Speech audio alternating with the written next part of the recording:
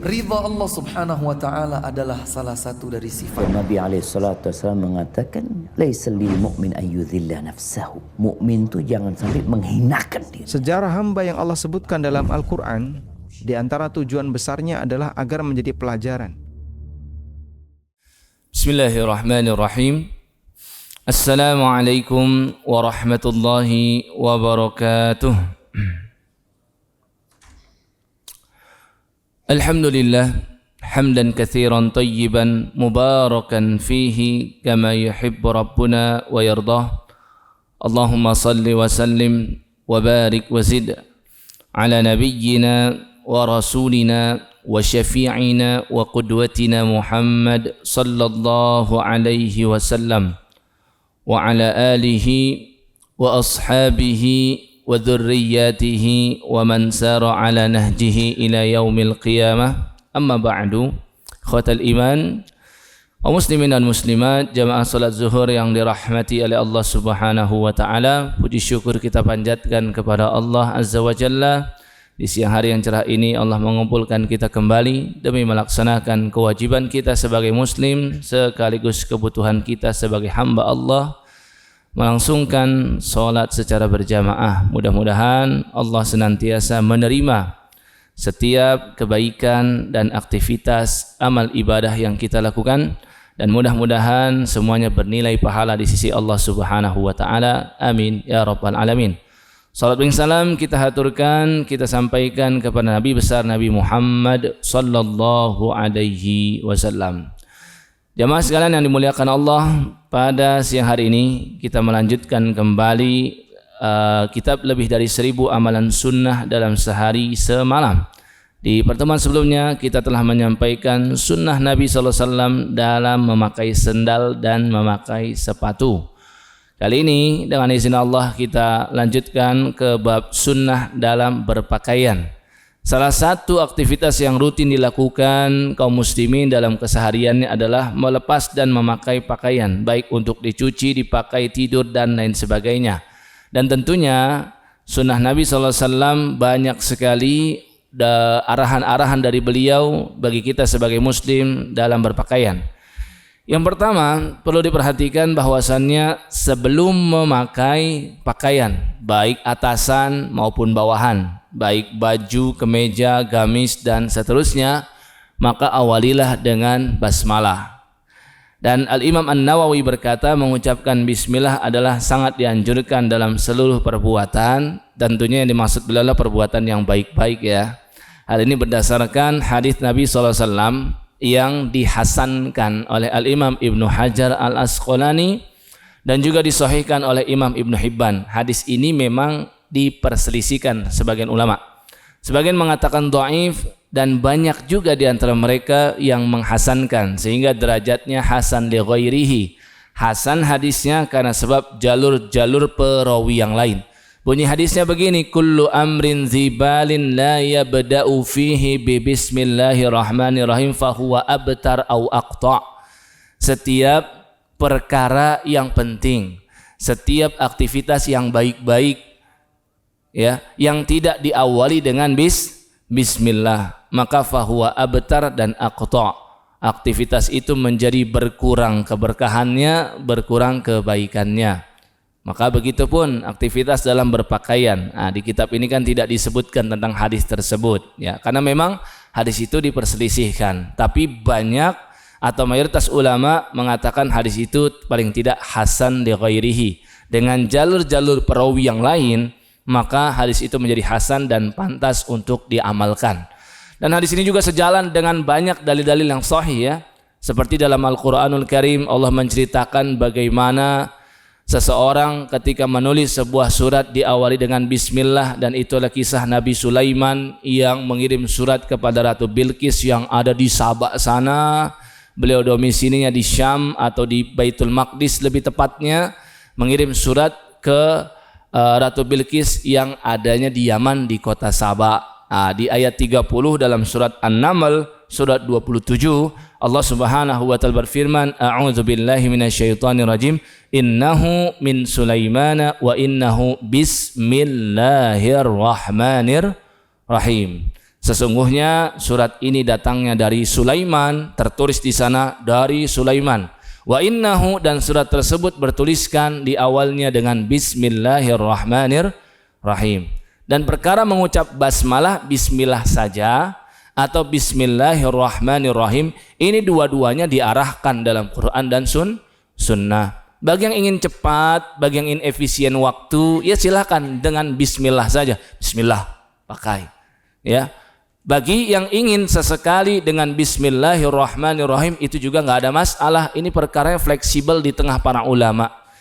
Jangan mempersulit diri, jangan menyusahkan juga orang lain, dan jangan juga berfatwa-fatwa yang mempersulit, karena di tengah ulama hal ini saja tidak diperketat. Ya. Jadi bisa dengan bismillah saja, juga nggak ada masalah untuk Bismillahirrahmanirrahim. Ya, ini sebelum memulai. Ya, mungkin ketika pakaian sedang digantung atau pakaiannya rapih, ya, kemudian diambil. Nah, ketika mau dipakai itu ucapkan terlebih dahulu dengan basmalah. Nah, yang kedua, berdoa ketika memakai pakaian. Nah, saya garis bawahi di poin yang kedua ini ulama selisih pendapat tentang apa? Apakah ini doa yang Nabi baca secara umum setiap kali berpakaian, atau ini doa yang Nabi baca ketika memakai pakaian yang baru sehingga lebih khusus? Karena ada dua riwayat. Riwayat yang pertama yang tertulis di kitab ini nih, ya. Di situ kita lihat footnote-nya nomor 28 termaktub dalam Sunan Abu Dawud. Nah, jelas ini ada rujukannya, ada referensinya, riwayatnya jelas. Ada dalam Sunan Imam At-Tirmidzi, ada dalam Musnad Imam Ahmad, disahihkan banyak para ulama hadis seperti Imam Ibnu Hibban, Imam Al-Hakim, dan juga disepakati oleh Al-Imam Az-Zahabi dan seterusnya. Ya. Jadi doa ini, Allahumma inni as'aluka min khairih wa khairi ma suni'alah wa a'udzubika min syarrih wa syarri ma suni'alah. Satu riwayat menyebutkan Nabi memakai seperti gamis, jubah, sorban, beliau berdoa dengan ini. Artinya sangat umum. Ya, mau baru ataupun yang lama, stok lama ataupun stok baru. Ya. Tapi dalam riwayat yang lain disebutkan Nabi membaca doa ini ketika diberikan pakaian yang baru. Ya. Nabi itu kalau ada dapat pakaian yang baru, yang paling pertama beliau pakai itu adalah untuk menghadap Allah, untuk mengerjakan sholat. Ya, karena beliau tahu ini semua karunia dari Allah. Dan ini mengamalkan ayat Allah lebih totalitas. Seperti dalam surat Al-A'raf, surat ke-7 ayat 31, Allah berfirman, A'udzubillahi minasyaitonirrajim, ya bani Adam khudzu zinatakum inda kulli masjid. Yang dimaksud ayat ini bukan makna harfiahnya saja, yaitu setiap mau ke masjid, tapi setiap mau beraktivitas sholat dan kebaikan-kebaikan yang lain, pakailah pakaian yang indah. Makanya Nabi saking totalitasnya mengamalkan ayat ini, dapat pakaian baru, beliau ingin tampilkan bukan di depan manusia pertama, tapi beliau ingin tampilkan di hadapan Allah dalam sholatnya. Nah, dalam riwayat tersebut Nabi membaca doa ini. Ada juga redaksinya ditambahkan begini, Allahumma lakal hamdu anta kasautanihi. Ya Allah, segala puji bagi engkau, engkaulah yang memakaikan aku pakaian baru ini. Baru, as'aluka min khairih, aku memohon kepadamu kebaikan dari pakaian ini, wa khairi ma suni'alah, dan kebaikan dibuat pakaian ini, ya, atau tujuan dari pembuatan pakaian ini. Nah, ada pakaian kan tujuannya memang untuk ketakwaan, seperti gamis buat sholat, ini tujuannya, ya. Seperti apa? Pakaian koko, ya, seperti sarung misalkan, seperti peci, seperti sorban. Nah, itu kan secara umum pembuatannya ditujukan untuk sholat. Maka minta kebaikan dari pakaian tersebut dan kebaikan tujuan dibuatnya pakaian tersebut. Wa a'udzubika min syarrih, dan aku juga berlindung kepadamu dari keburukan pakaian ini dan keburukan dari tujuan dibuatnya pakaian ini. Apa bedanya kebaikan pakaian ini dan kebaikan tujuan dibuatnya pakaian ini? Ya, kebaikan pakaian ini artinya apa? Kebaikan bahannya, kebaikan kualitasnya, dan seterusnya. Kalau tujuan dari pembuatan ini berkaitan dengan made in mana ini? Ya, mohon maaf, kadang-kadang pakaian-pakaian Islami made in-nya bukan made in dari produk atau negara yang Islami, misalkan dari luar. Dan ini nggak ada masalah ya. Nah, cuman kan dikhawatirkan karena yang bikinnya bukan Muslim, barangkali ada tujuan-tujuan tertentu, motifnya, coraknya. Mohon maaf, kadang-kadang jangan-jangan ada yang sengaja berlubang atau apalah gitu ya, sehingga auratnya terbuka. Diharapkan dengan membaca doa ini Allah sempurnakan kekurangan-kekurangan tersebut, dan kita dijauhkan dari keburukan orang yang membuatnya dengan niat yang buruk. Makanya dipakailah doa ini oleh Rasulullah Sallallahu Alaihi Wasallam. Saya pribadi lebih prefer doa ini untuk dibaca ketika dapat pakaian yang baru. Kenapa demikian? Untuk memakai pakaian secara umum, ini nggak disebutkan dalam kitab ini. Ada sebenarnya, yaitu doa yang mirip seperti doa setelah makan.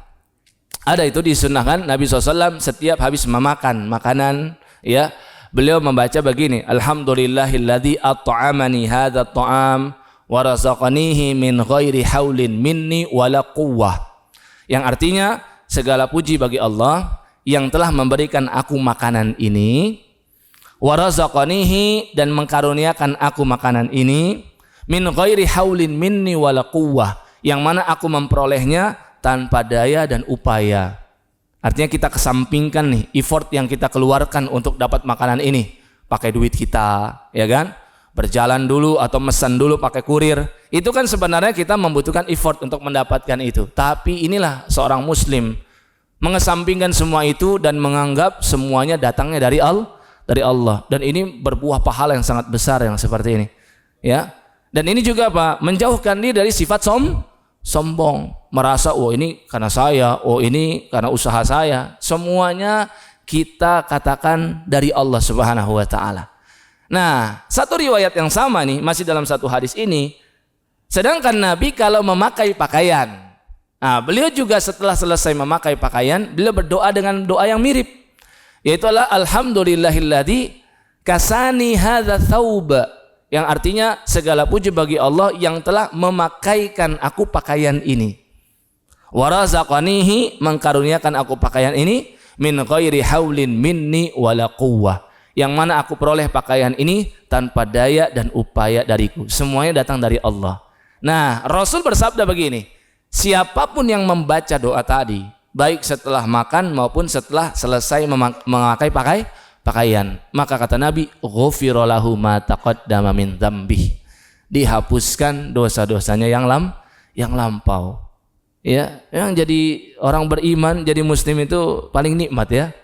Udah dikasih nikmat sama Allah, kita syukuri, dapat pahala di situ, dapat manfaat duniawi, plus diberikan ampunan dari Allah. Ini yang nggak tertulis di kitab ini, ya. Sehingga kalau kita urutkan keseluruhannya nih, yang belum disebutkan dalam kitab ini, berarti ketika mau mulai pakai bismillah. Kemudian ketika memakainya nih, nah bisa sembari membaca doa tadi, alhamdulillahilladzi kasani hadza thawb wa razaqanihi min ghairi haulin minni wala quwwah. Nah, jadinya apa? Kita dihapuskan dosa insyaallah. Nah, setelah selesai memakai, baru itu baca Allahumma inni as'aluka min khairi wa khairi ma suni'alah wa a'udzubika min syarri wa syarri ma suni'alah. Atau ketika ini diberi pakaian yang baru, membaca doa yang ini. Ya, sehingga lebih sempurna dan lebih lengkap. Jika pakaian tersebut ada bagian-bagian yang sepasang, seperti kalau baju ada kanan dan kiri, lengan kanan dan lengan kiri, ya, seperti celana ada bagian kanan dan bagian kiri, tentunya dianjurkan untuk memulai dengan bagian kanan, ya. Baik bisa kita ambil hadis yang spesifik di sini, idza labistum wa tawadda'tum fabda'u bi aimanikum. Jika kalian mengenakan pakaian dan juga berwudu, maka mulailah dari anggota yang bagian kanan. Atau bisa mengambil hadis umum riwayat Ibunda Aisyah radhiyallahu taala anha, Nabi SAW yu'jibuhut tayammun.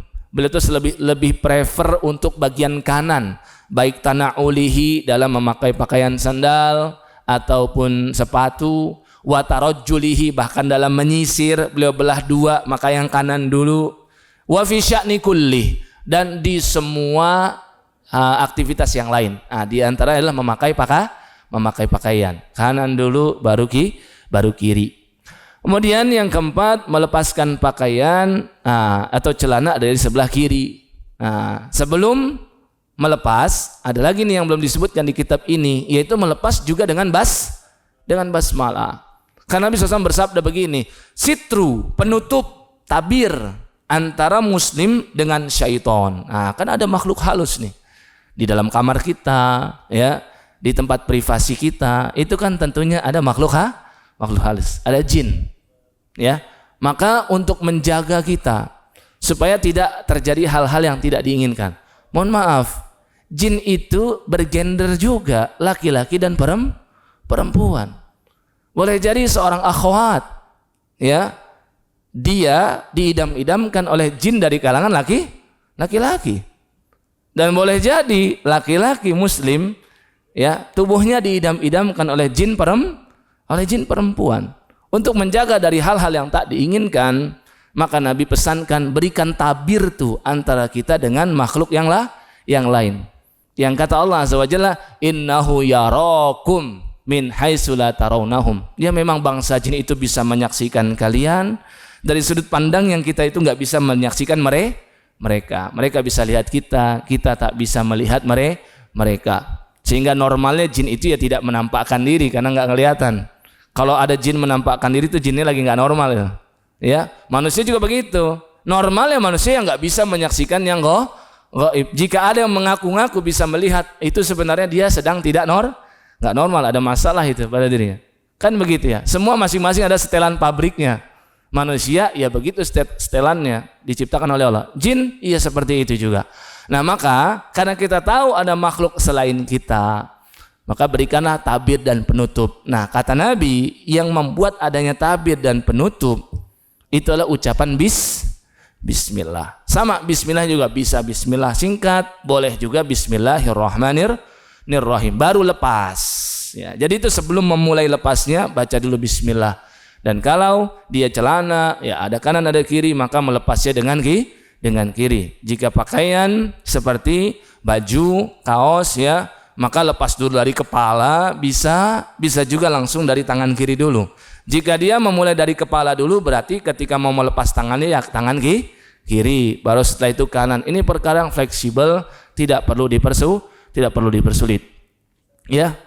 Nah, yang belum bahas juga di kitab ini yang sangat penting untuk kita bahas, hindarilah pakaian-pakaian yang menyerupai lawan jenis. Kalau kita laki-laki ikhwan, maka pakailah pakaian yang jelas-jelas untuk laki-laki. Jangan yang untuk perempuan. Yang perempuan juga sama, warning sekali. Perempuan memakai pakaian laki-laki. Yang dimaksud yang sudah menjadi ciri khas bagi gender tertentu. Kalau misalkan yang masih umum, yang memang laki-laki dan perempuan boleh memakainya, ya maka nggak ada masalah. Contoh misalkan memakai cincin. Nah, cincin ini bebas, laki-laki bisa, perempuan juga bisa. Bahkan Nabi kita Rasulullah SAW beliau memakai cincin. Cincin ini bukan khas untuk gender tertentu, ya. Kemudian apalagi ya, bermacam-macam lah ya, ada hal-hal yang memang khusus buat perempuan, ada yang khusus laki-laki. Hindarilah yang seperti itu. Karena Nabi SAW melaknat orang-orang laki-laki yang menyerupai perempuan. Ya, para sahabat mereka meriwayatkan, la'ana Rasulullah sallallahu alaihi wasallam al-mutasyabbihina minar rijali bin nisa wal mutasyabbihati minan nisa'i bir rijal. Allah dan Rasulnya melaknat para laki-laki yang memakai pakaian yang menyerupai perempuan. Dan Allah dan Rasulnya juga melaknat para wanita yang memakai pakaian yang menyerupai laki-laki. Kemudian juga yang sangat penting, hindari pakaian-pakaian yang bisa mengundang decak kagum manusia, yang mempesona manusia. Ya, pakaian syuhrah lah namanya. Bikin pandangan mata itu tertuju kepada kita, ya. Kenapa? Hal ini bisa memicu terjadinya kesombongan pada diri kita. Ya, kita nggak memastikan orang yang berpakaian bagus itu pasti sombong, tidak. Tapi dalam Islam itu ada yang sifatnya preventif, mencegah itu jauh lebih baik. Dan kita tahu hati ini sangat rentan. Kita beramal soleh aja dari awal sampai akhir bisa kita pastikan keikhlasannya, misalkan. Tapi siapa yang bisa selamat dari pujian setelah selesai mengerjakan semua amal tersebut? Orang memuji kita mulai kembang kempis dada kita. Wah. Orang memuji kita mulai apa? Membusungkan dada kita. Mulai apa kita? Ya, pokoknya merasa sombong. Ya, hindari itu. Karena di zaman silam Nabi SAW bercerita ada orang-orang yang memakai pakaian kesombongan. Kemudian Allah azab dia. Allah benamkan dia ke dalam tanah sampai diazab oleh Allah hanya gara-gara pakaian. Apalagi orang-orang yang sekarang banyak flexing branded gitu ya, pakaian branded, jauh-jauh beli ke Singapura, harganya miliaran dan seterusnya. Kemudian tujuannya memang untuk flexing dan pamer, ya. Dianya bisa terkena dan orang lain yang menyaksikannya juga bisa kurang mensyukuri nikmat yang datangnya dari Allah, ya. Kemudian juga apa? Perhatikan bahan pakaian, perhatikan cara mendapatkan pakaiannya juga harus dengan cara yang halal. Bahannya juga harus bahan yang halal. Ya, darurat sekali makanan, pakaian dan benda-benda yang halal di sekitaran kita nih. Ya, harus pastikan dulu pakaiannya itu. Jika kita sudah mendapati pengetahuan bahwasanya pakaian ini bahannya tidak halal, jauhkan. Ya. Kalau misalkan masih praduga, prasangka, ya, maka lebih baik dihindari. Kenapa? Berarti sifatnya syubuhat, yang masih ragu-ragu nih, masih abu-abu. Nabi berpesan, "Famanittaqash syubuhati faqad istabara'a lidinihi wa irdih." Barang siapa yang menjauhkan diri dari perkara syubuhat yang masih meragukan baginya, maka dia telah menjaga kehormatannya sebagai muslim dan dia menjaga agamanya.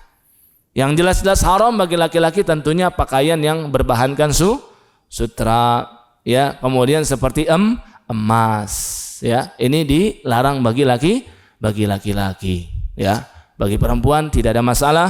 Bagi laki-laki boleh membeli sutra dengan tujuan memberi hadiah seperti buat istrinya, ya. Yang jangan buat istri orang lain, nanti modus jadinya kan. Nah, jadi perlu diperhatikan perbedaan boleh memakai dengan boleh membeli. Itu sesuatu hal yang berbeda, ya. Ini beberapa arahan dan sunnah Nabi ketika seorang muslim berpakaian.